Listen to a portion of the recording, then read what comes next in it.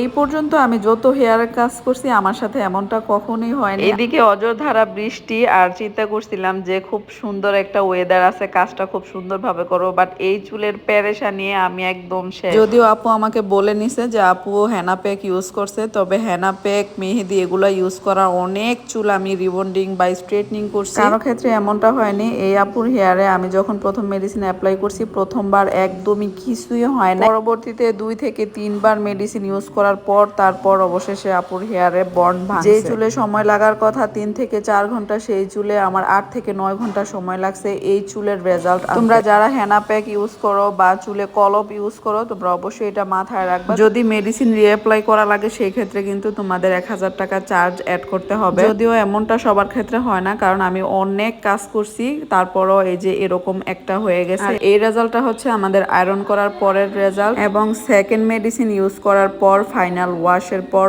কোনো ধরনের আয়রন ছাড়া আমাদের ফাইনাল রেজাল্ট হচ্ছে এইটা। আলহামদুলিল্লাহ, আপুর ফাইনাল রেজাল্টটা কিন্তু তোমরা দেখতে পারতেছো, মাশাআল্লাহ খুবই সুন্দর আসছে।